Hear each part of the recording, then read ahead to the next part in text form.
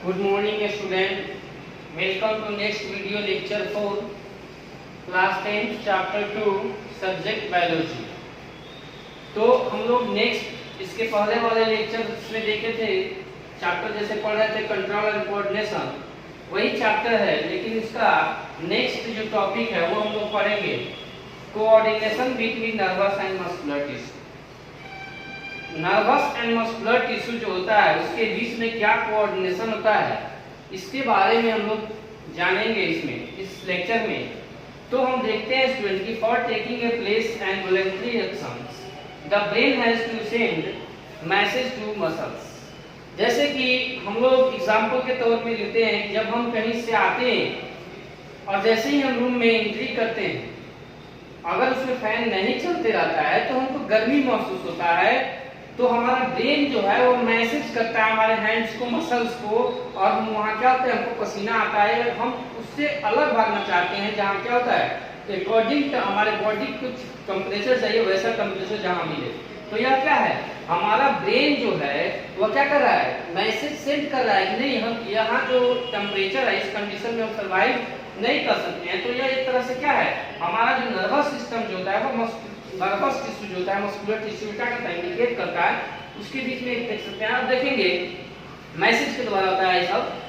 Next हम देखेंगे to communication between the central nervous system and the other part of the body. हमारा जो nervous system central nervous system होता है और बॉडी का जो अदर पार्ट होता है उसके बीच में जो कम्युनिकेशन होता है is the facilitated by the peripheral nervous system के द्वारा। किसके द्वारा होता है पेरिफेरल नर्वस सिस्टम के द्वारा consisting of the cranial nervous arising from the brain and the spinal nerves arising from the spinal cord। जैसा कि हम आप लोगों को जब इसके पिछले वाले लेक्चर में जब हमने एक फिगर बनाया था ब्रेन का और उसमें आपको हम बताए थे कि ब्रेन का जो पार्ट होता है कितने पार्ट्स होते हैं, जैसे for brain mid brain hind brain के बारे में बताए थे। तो उसमें इसकी चर्चा हुआ था क्रेनियल नर्व्स के बारे में कि क्रेनियल नर्व्स जो होता है वो कहाँ से राइज होता है और स्पाइनल नर्व जो होता है वो कहाँ से राइज होता है। उसी तरह यहाँ पे दिया हुआ है कि the communication between the central nervous system and the other part of the body is facilitated by the peripheral nervous system consisting of the cranial nervous system arising from यहाँ देखेंगे arising from the brain and spinal nerves arising from the spinal cord। अब next देखते हैं student the brain does allow us to think।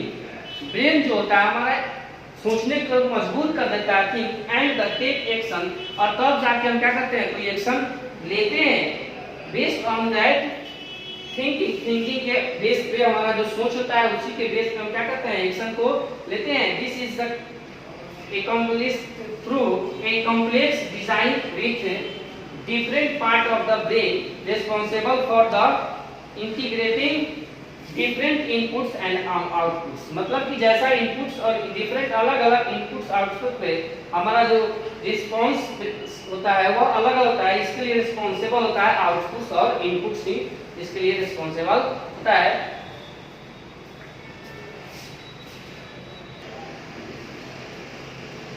अब देखेंगे student हम लोग next topic देखेंगे लिमिटेशन। यहाँ देखेंगे ध्यान देने की बात है लिमिटेशन ऑफ इलेक्ट्रिक कम्युनिकेशन या नर्वस सिस्टम।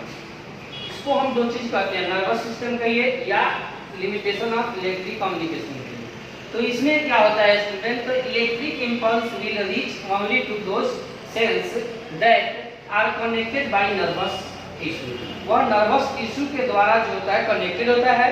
अब देखेंगे आफ्टर जनरेशन के बाद आफ्टर जनरेशन एंड ट्रांसमिशन के बाद क्या है कि after generation and transmission of an electrical impulse the cell takes some time to reset its mechanism before transmitting another impulse, so cells cannot continuously create and transmit impulse। जो होता है वह continuously जो होता है मतलब कि लगातार जो होता है वह न क्रिएट करता है और ना ही ट्रांसमिटेड कर सकता है इम्पल्स को। तो अब देखेंगे यहाँ पे नेक्स्ट में, plants do not have any nervous system, plants के पास कोई भी नर्वस सिस्टम नहीं होता है। अब यहाँ देखेंगे स्टूडेंट, यहाँ देखने की बात है केमिकल कम्युनिकेशन।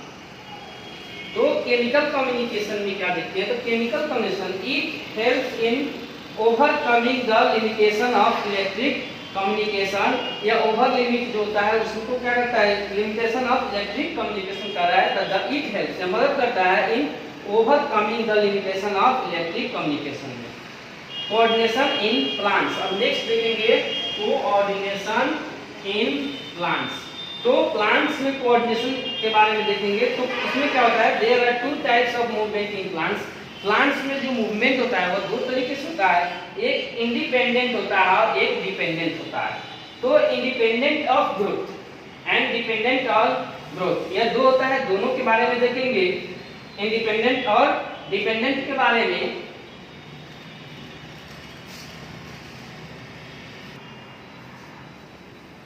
अब स्टूडेंट देखेंगे हम लोग independent of growth and dependent of growth. जैसे दो बदलाव देखिए, मूवमेंट जो दो होता है प्लांट्स में, एक इंडिपेंडेंट होता है और दूसरा डिपेंडेंट होता है।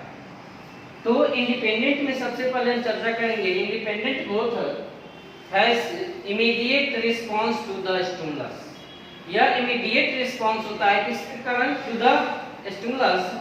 अब नेक्स्ट में देखेंगे plants use electrical chemical means to the convey information from cell to cell, मतलब एक सेल से दूसरे सेल में उसमें इंफॉर्मेशन जाता है, वह इलेक्ट्रिकल या chemicals means convey information from cell to cell, मतलब सेल टू सेल इंफॉर्मेशन उसमें जाता है। अब देखेंगे नेक्स्ट में, for movement to happen cells change their shape by changing the amount of water in them, resulting in swelling or shrinking of cell. Examples में देखते हैं, dropping of leaves of touch me not plant on touching it। तो यह examples हुआ। अब देखते हैं dependent on growth. Dependent on growth में क्या देखते हैं कि this movements are tropic movements, या मूवमेंट्स जो होता है वो क्या होता है, ट्रॉपिक मूवमेंट्स होता है। ट्रॉपिक मूवमेंट्स इसको हम लोग बोलते हैं स्टूडेंट्स। इसमें देखेंगे directional movements in response to stimulus.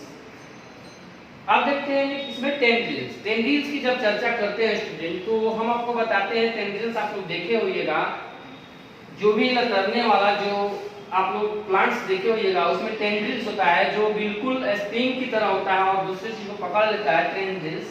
तो ये एक पार्ट है प्लांट्स का। The part of a tendrils away from the object grow more rapidly, मतलब वो चार्ज उसको लपेट लेता है रिपीडली,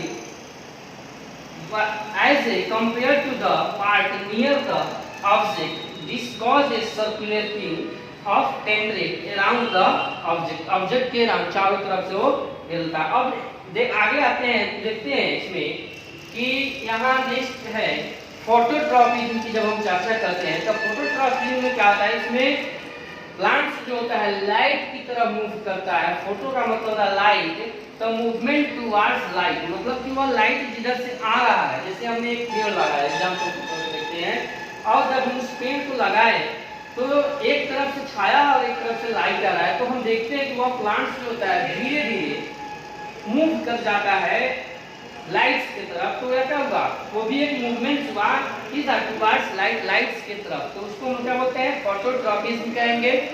अब नेक्स्ट देखते हैं जियोट्रॉपिज्म। जियोट्रॉपिज्म में क्या देखते हैं, movement towards away from the gravity, gravity की तरफ। अब नेक्स्ट में देखते हैं केमोट्रॉपिज्म, ग्रोथ ऑफ पॉलन ट्यूब। इसमें क्या होता है, पॉलन ट्यूब जो होता है ग्रोथ करता है टुवर्ड्स ओव्यूल की तरफ, ओव्यूल की तरफ। अब देखते हैं हाइड्रोट्रॉपिज्म।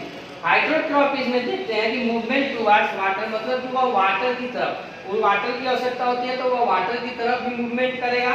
तो यह हम मूवमेंट के बारे में देखें कि इसमें मूवमेंट कैसे होता है प्लांट्स में। तो इस लेक्चर में आप लोग जो देंगे या इसको देखिएगा, समझिए और इसको नोट्स भी करते चलिएगा ताकि आपको एग्जाम के समय क्या हो काम आए।